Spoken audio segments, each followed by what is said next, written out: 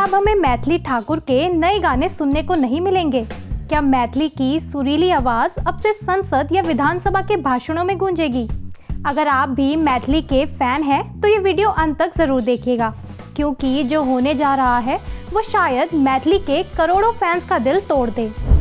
अपनी आवाज़ से पूरे देश का दिल जीतने वाली लड़की अब जनता की आवाज़ बनने निकल पड़ी है। गानों के मंच से उठकर बिहार की बेटी मैथिली ठाकुर अब सियासत के मैदान में उतर चुकी है और इसी के चलते आजकल वो हर जगह छाई हुई है। बीजेपी ने मैथिली को बिहार की अलीनगर सीट से अपना उम्मीदवार बनाया है। हालांकि अब सवाल ये है कि क्या मैथिली राजनीति की धुन पकड़ पाएगी? चलिए इस वीडियो में पूरी कहानी को शुरू से समझते हैं। 25 जुलाई 2000 को मधुबनी बिहार में जन्मी मैथिली ने 4 साल की उम्र में अपने दादाजी से संगीत सीखना शुरू कर दिया था। 10 साल की उम्र तक वो जागरण और छोटे मोटे प्रोग्राम में गाने लगी थी।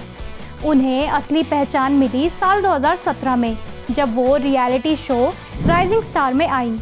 उनका गाया ओम नमः शिवाय इतना वायरल हुआ कि वो घर घर में पहचाने जाने लगी।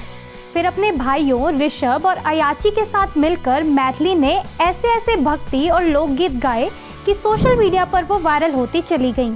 जिसके बाद मैथिली ठाकुर के सोशल मीडिया पर करोड़ों फॉलोअर्स भी बन गए और देश भर में उनके कई कॉन्सर्ट भी होने लगे।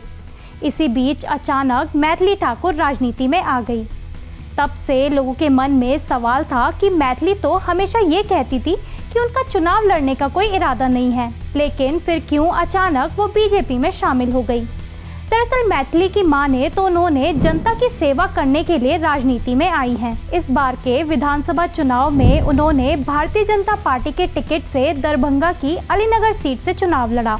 बिहार के पहले चरण की वोटिंग में लोगों ने उन्हें वोट दिया है।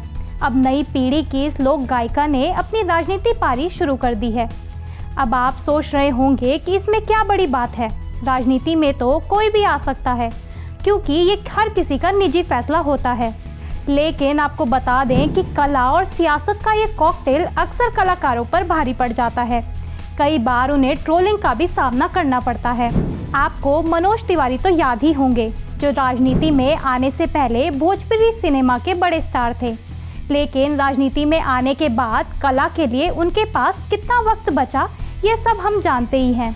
इसी तरह कंगना रनौत, स्मृति ईरानी, रवि किशन और निरहुआ जैसे नाम भी राजनीति में अपनी पहचान बना चुके हैं।